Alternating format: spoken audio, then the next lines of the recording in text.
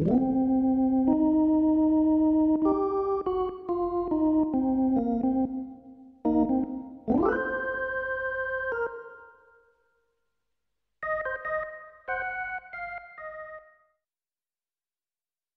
and welcome to Rob from the Internet Talks About Beer, a show where we discuss different beer styles, their history, their flavor, and their flavor profiles. I'm Rob from the Internet. Let's talk about beer.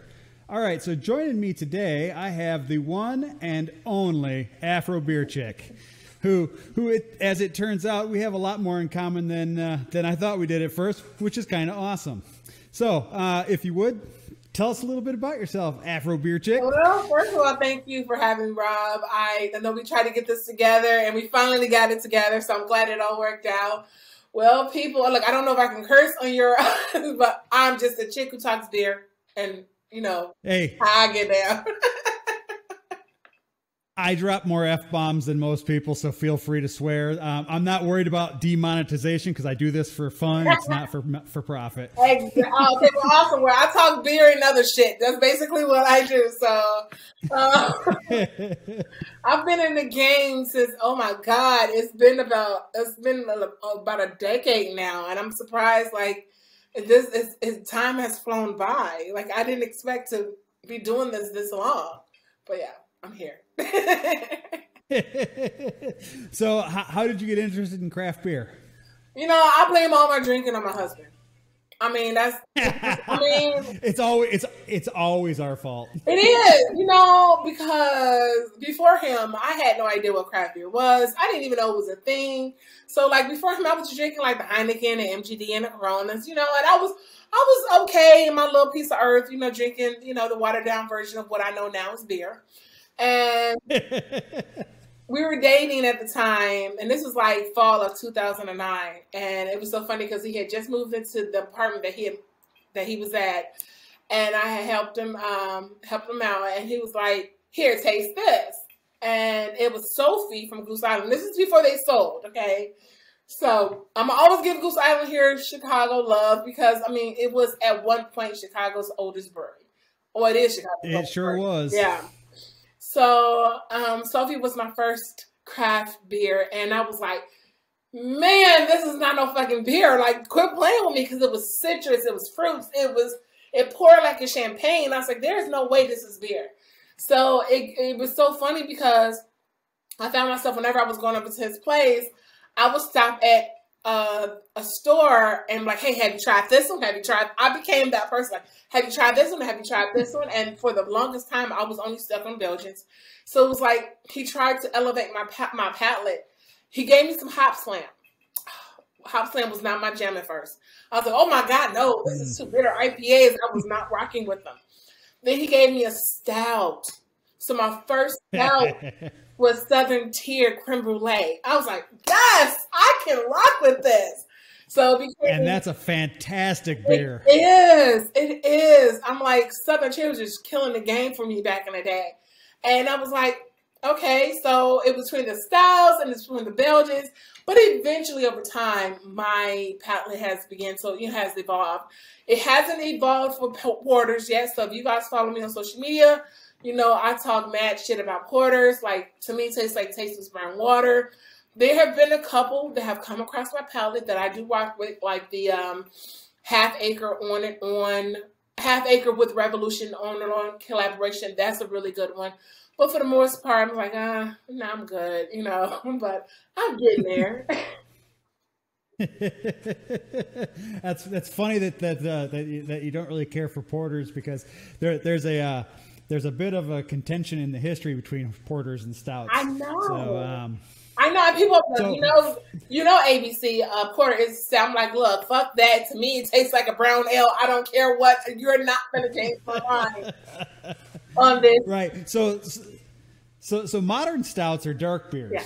and they have multiple variations. You got your dry stouts, you got your oatmeal stout, you got your milk stout, you got your imperial stouts, you know, what have you. But did you know that the first known use of the word stout for beer was in 1677 by a British guy named Edgerton, and it was used to denote strong beer. It actually didn't get associated with dark beers until the 1700s, like 1720, 1730, something like that. Up until that point, you could actually go into a place and say, I want a stout IPA, because it just meant that it was a stronger beer. Oh, wow.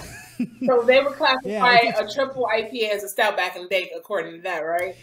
Oh, wow. Yeah, well, and what's funny is when it finally became associated with dark beers, it was after porters were invented, and a stout porter was a porter that had a 7% or higher ABV. So technically, when you're drinking a stout, you're drinking a porter. I know, and I get that all the time, but you know, my bourgeoisness on that side, I'm like, nope, I'm not accepting that. I'm in that aisle. I just refuse. But it was so funny because, like, over the years, you know, and then in 2011, you know, hanging with my husband, because so he had started a website called Chicago Beer Geeks. So I was hanging with him and a bunch of dudes drinking beer. And I'm like, okay, where are the women? I don't see any women. What's going on? And then I was like, okay, I need to find other women who drink beer, because hanging out with you guys, y'all cool, but y'all keep trying to mansplain beer to me, and I'm not feeling that. You're gonna get hit if you keep doing that. Right. So I was on a search and I came across Girls Playing Out. So Girls Playing Out was a social beer group for women, and to my surprise, they had chapters in so many different cities. Like, they were across the United States. And I had asked if I can start one here in Chicago. Did that. That started in July of 2011, which now is coming up on the 10th anniversary of that. So I did that for a couple of years, and I had to step away because my daughters at the time, they were young. So it was kind of hard to party and parent at the same time. So I stepped away, but I was still drinking beer. So now we come to 2017. By this time, my oldest daughter, she was a senior in high school, and my youngest, you know, she's entering her junior high year, and I'm like, okay, I'm free. Now here we are. We have one kid out the house, one more on her way out the house, and the dog can go too at this point. So I'm back at it. You got your foot on their butt, trying to get them out the door a little faster. Is that what you're saying? You know, I love them to death, but you know what? It is different when you've been a parent like all of your 20s and your 30s. It's like, look, you start to get that freedom to come back. I understand. I had my daughter when I was 21, so my wife at the time and I invited her to leave the house when she was 17. I heard that too. Mom won't go anywhere. I'm like, no, Mom, I want to stay with you. Yeah. So, you know, I understand, you know, basically for all of my 20s and 30s up until I was about 40, my daughter was always around. So, you know, there wasn't a whole lot of partying going on. When all my friends were off having all their fun in their early 20s, I was at home or I was at work because I was trying to support a family. Yeah, I understand. Yeah, so it makes it easier now that the parental responsibility is starting to ease up, where I can now spend. I was like, hey, I can spend more money on beer and bourbon now, you know. Yeah. Oh, yeah, bourbon. Yeah, there you go. I'm a big bourbon fan. My wife and I have gone down and done the Bourbon Trail twice in Kentucky. We used to go down every year to run a half marathon, and then we'd do the Bourbon Trail while we were there. You know, got to. Yeah, awesome. So, like, my husband and I, we had started the Need Pour, which is our bourbon podcast. That's basically just another way to justify drinking more. Thank you, Craft Beer and Podcast, for making my alcoholism seem like a fun hobby. Right. So when people ask me, like, hey, what do you do outside of IT? I'm like, hey, I'm a professional drinker. I've turned it into That's right. I'm a professional drinker. Yeah. All right. So what stout are you drinking tonight? So, you know, it's always typical you go Chicago, but I'm not going Chicago this time. I know, right? And it was so funny because I was going to go Chicago. I was going to go Rev, but people say, you always are drinking Revolution beers. That's because they have freaking amazing beers. Right? They make good beer, so why not drink it? Right. But this one, I'm going with the Martin City Anniversary Stout that was sent to me by the Captain Cork, one of my Twitter followers from Kansas City. Awesome. Yeah. Awesome. I am cheating tonight. I'm drinking homebrew. I happen to have two stouts on tap right now. I've got a standard oatmeal stout and I've got an imperial. So tonight I'm doing the standard because it's getting a little bit late here. You know, it's going on 9 o'clock and I'm an old guy. I'm an old guy. I got to get up at 5 a.m. for exercise and work, so I don't want to drink too heavy. Oh, wow. Wait, so where are you located?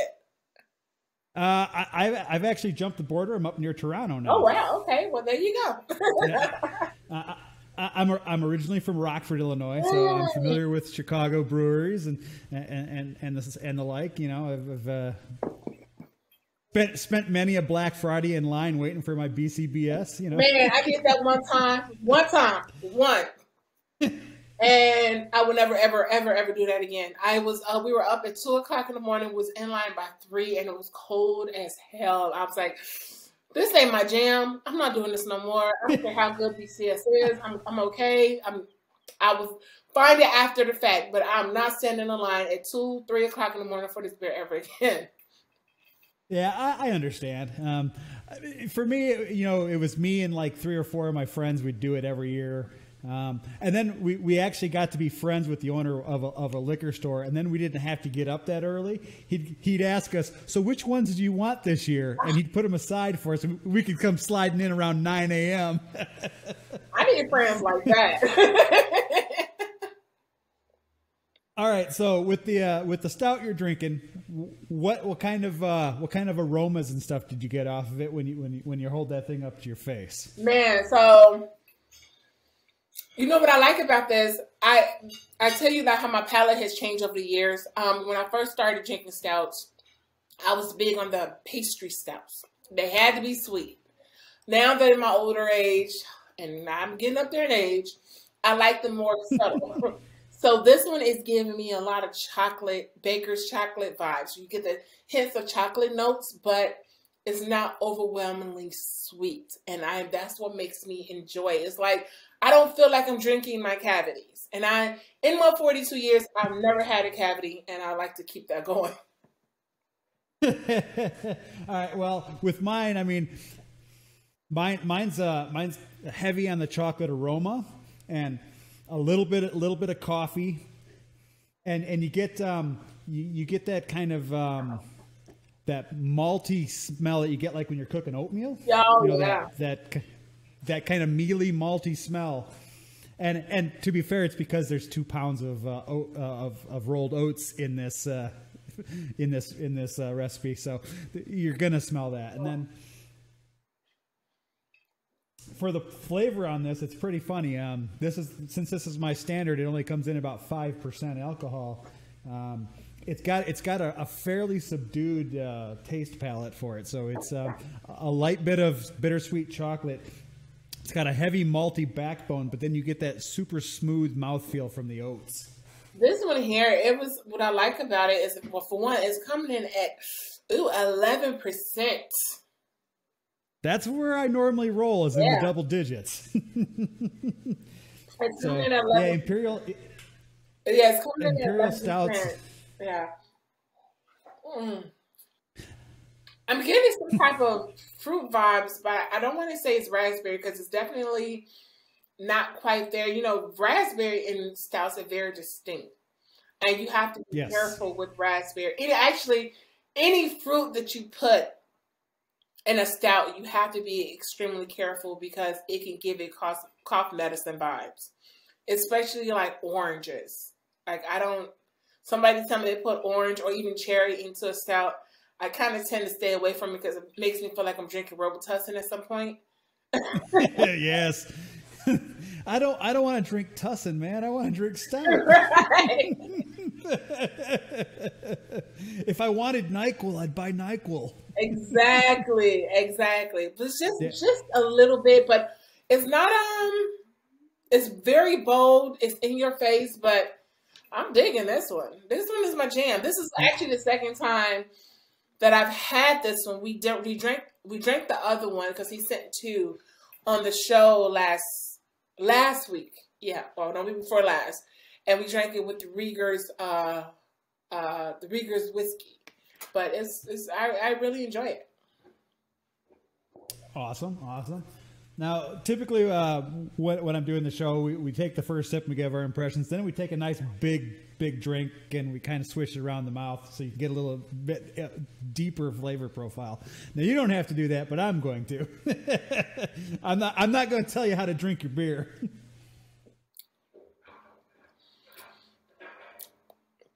Yeah, this one is just straight to the point. Not super. It's not overly sweet.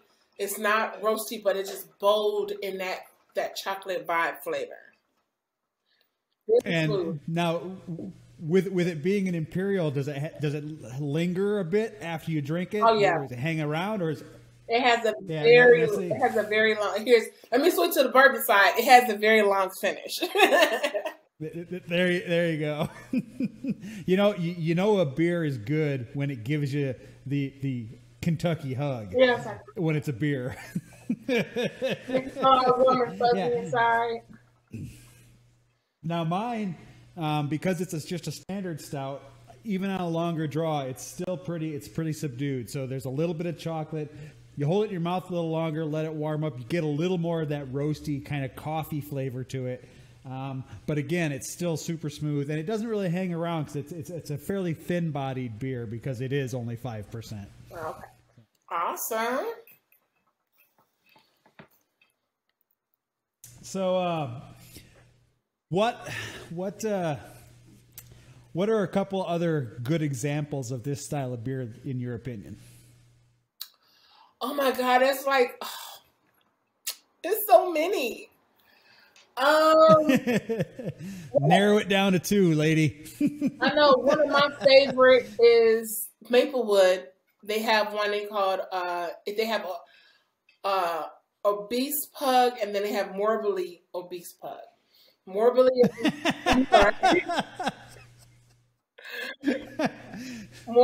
obese pug is fudgy, but again, it's so funny. You would think as fudgy as it is, you would think that it's like crazy sweet, but it's not. It is really smooth. It's straight to the point. Is really good. And then one of my recent favorites, and I have got to get my hands on another one. Oh, actually, I gotta name three. So okay. Oh, name three then. Okay. Brown and Hops has one called Urban Queen. What I love about that one is the coffee flavor. The coffee. They did a collaboration with Red Baked Coffee, which is located on the West Coast in LA. And that one is so bold and is so full of flavor. Oh my God, that was an amazing stout. It was another one that Black Calder sent me. They're a new brewery up in Detroit, Michigan. I want to say that was the peanut butter s'more stout. Man, again, what I'm loving about these stouts is the fact that you would think when you you hear the adjuncts in these stouts, you think, oh my God, it's going to be crazy sweet. But it's not. It's not. It was graham cracker. It was peanut butter. It was just crazy, but it was just bold and straight to the point, and which is what I love about all three of these beers. I tell you what, if you're looking for a fantastic graham cracker chocolate type stout like that, Omnipollo has one called Protimus. And it comes in around 12% or something like that. But yeah, it's a chocolate graham cracker toasted marshmallow stout. And it's a s'more stout basically. And it's pretty good. Another great one is actually not that far from you, up in the Twin Cities, is Surly Brewing. They have one called Darkness. Oh yeah, I've had that one. I've had that one. Yep. Yeah. I also enjoy. It was so funny because when I first met Libby Kreider, and she came into Chicago, it was so funny because she had tweeted, she's like, One of my goals is to meet Afro Beer Chick. She did it like 4 times. Like, I've got to meet her. And I went up to Off Color and I met them, and they had a stout. I was like, I just want a straight to the point stout that no adjuncts. It is just a stout. Just because sometimes you don't want all of that heaviness, you know. Right. And so they happened to have second shift. Well, I mean, they were up there. They had second shifts. I think it was Cat Spit, if I remember correctly. Cat Spit Stout on draft. That was a damn good stout. Straight to the point, no adjuncts, no. It was just bold. It was just, hey, I'm here. Take me as I am, and I really enjoy it. And every so often, Libby, I'll open up my door and I have a beer mail package from second shift. I love that little lady. But they do stouts very well down there. Yeah. And you know, there's no better mail than beer mail. I know, right? I'll take bills any day. Oh yeah, who wouldn't? I mean, so you said you like the coffee stouts, right? So there's one up here, and I believe you can get it in the States because I've seen it in Rockford. There's a brewery up here called Nickelbrook, and they make an imperial stout called Cafe del Bastardo. Ooh. Which, yeah, it's an imperial stout aged in bourbon barrels on coffee. Oh wow, that sounds interesting. Yeah, and if you like coffee stouts, it's definitely a good beer. I'm not a huge fan of actual coffee stouts. I like it when the stouts have a little bit of that kind of roasty coffeeness to them, but actual coffee stouts are not my thing. I don't care for the flavor of coffee itself. I love the smell of coffee. Don't like the flavor. Now it was so yesterday I had one Humble Forager in Wisconsin. They had sent me a few beers, and God, I forgot the name of this one. And I should have taken a picture of it. I was tired, but it said it was naughty beer person. I know. It was late. I had finished cooking. I was like, no, I'm just gonna drink this beer, and that's it. But it said it was a pastry stout. I was like, oh, I already know it's about to be like crazy sweet. It's like I was setting myself up for disappointment, but it was not. It was not. I was like, oh, well, they said this was a pastry stout. Maybe it was just a little sweet, but it wasn't overwhelmingly sweet. I have got to reach out to her and ask her what was the name of that stout. But Humble Forager, and I've noticed they do really good stouts as well. So yeah. Yeah. Awesome. Yeah. One of my other favorite ones is Epic Brewing. I don't know if you've ever had Big Bad Baptist by Epic Brewing. Yeah, I did. I wasn't impressed. I have to be honest. I had bought 2 of them. I found them. I saw them in Benny's. I thought, oh yeah, I'm gonna try these, and it was just like I felt like I was drinking a porter. I was like, and that's the part that hurts my feelings. Like when I get a stout and I feel like I'm drinking a porter, I'm really. It's like I'm mad. Like no, I can't do this. Yeah. What about Dogfish Head's Worldwide Stout? Have you had that one? I haven't had that one. I haven't had Dogfish Head in years. The last Dogfish Head that I had was 120 minute, and that was it. I haven't had too much from them. Yeah, so they've got one called Worldwide Stout, which is really, really good. And then actually, one of my favorite beers of all time is actually by Dogfish Head. It was their 20th anniversary beer. It was called Higher Math, and it was a barrel-aged sour cherry ale, which was fantastic. Oh, wow. But, yeah. Unfortunately, it was a one-time deal. I've reached out to them a couple times to see if they're ever going to do it again, and they keep saying no. Another one of my favorites here in Chicago, well, they're a nano brewery. They are Saint Laurent. Saint Laurent does amazing stouts. They have one called they have 2. They have one called Carrier. Then they have another called, it was a marshmallow Carrier. It's Carrier with the marshmallows. That one is a little sweet. That is a pastry stout. I've actually turned that one into like a beer sundae with ice cream and chocolate and all that. That was amazing. But they have another one called Black Knoll, and they were using them in like the little cans. But because of the aluminum shortage, they kind of cut that out. But Saint Laurent does amazing stouts.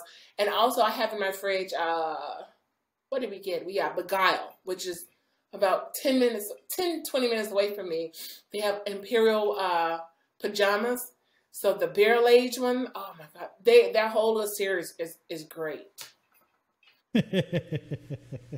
Yeah, stouts are one of my favorites. I've got down in my basement, I've got a one of those big industrial shelving units. You know, it's like the 7 feet long by 7 feet tall, 2 feet deep type thing. Oh, wow! And one whole shelf is dedicated to all my barrel aged beers, and probably 3/4 of those barrel aged beers are stouts.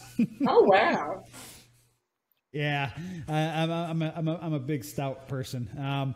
There's a brewery up here in Ontario called Sawdust City, and they make an imperial stout with cranberries and raspberries that's called the Blood of Cthulhu, which is really good.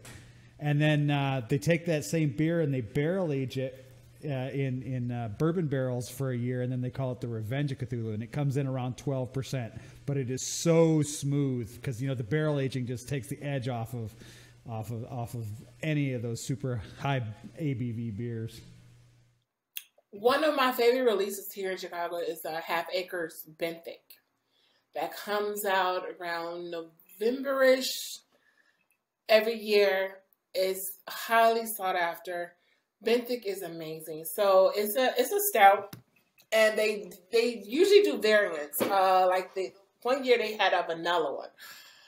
Oh my gosh, it's like heaven in a can. That's the best way I can describe it. It's so funny because I have one Benthic left in my refrigerator and I refuse to drink it. It's like, and I'm not that person. I'm normally that person that if I get a beer, I want to drink it. I don't want to hold on to it. So like my husband, he was like, no, we need to drink this for a special occasion. I'm like, fuck that. I want to drink this beer. But so I have to put it out of sight and out of mind, because other than that, I would drink that beer without him. Yeah, I've got a section of my shelving downstairs that is literally the drink next year area. So I'll buy a whack of beers, typically the Imperials or the barrel aged beers, and I'll buy like say 6 or 8 of them, and I'll put one up on this special area of the shelf that's don't drink this till next year, because I want to see how it compares to when I first get it. Yeah. And it's so hard sometimes. It's so hard sometimes to just not drink those beers. Yeah, and that's the thing. It's like for me. I mean, here's the thing. I know people who would sit on beers for years, which that part I don't understand. Like, why are you sitting on it? Because at some point they will go bad. So it's like, for me, I was like, when I get a beer, I want to drink it. I want to enjoy it. I think the longest I can hold off on is maybe like 6 months. Other than that, it's got to go. I got to drink it. No, see, I've got a few downstairs. Like, we've been trying to line up to do a vertical flight for the same beer. So we've got, there's a beer up here called Whiny Bastard, which is an imperial stout aged in Pinot Noir barrels. And so I've got a 2016, I've got a 2017, a 2018, and a 2019. And then I just picked up some 2020. So I think probably in the next week or two, we're going to do a vertical flight and see how it's changed from 2016 to 2020. Oh, wow. That sounds fun. It sounds intoxicating. Oh, yeah. Hey, that's my type of party right there. Well, I'd invite you, but the borders are still closed up here. Oh, this is so unfair. Yeah, we've been on lockdown for a while. I mean, I've got a bad case of not being able to go get a haircut going on here. So. Oh, wow. All right. Well, we've come to the end of another episode, everybody. Is there any particular brewery that you'd like to give a shout out to before we finish up here? There's so many, but you know what? It's a few. So I'm gonna give a shout out to Crown Hops in LA, Black Calder in Detroit, Spaceway Brewing down in North Carolina, and of course Chicago Revolution. Revolution you can't go to Chicago and not drink some Revolution. They make fantastic beer. Of course. All right. All right. Well, that's it for this episode. I'd like to thank Afro Beer Chick for joining us today. I'd like to thank anybody who's watching this video for watching it. If you've enjoyed it, please click the subscribe button. If you want to be notified when there's a new episode, click the little bell. Please feel free to leave any comments, questions, concerns, or suggestions for a beer style you'd like us to talk about on a future show in the comments section. I really do want people to give me suggestions, because otherwise I'm just going to talk about the beers that I like, and that might get kind of boring. Well, having said all that, and having had our fun talk on stouts, I just have one last thing to say, and that's cheers, Afro Beer Chick. Cheers.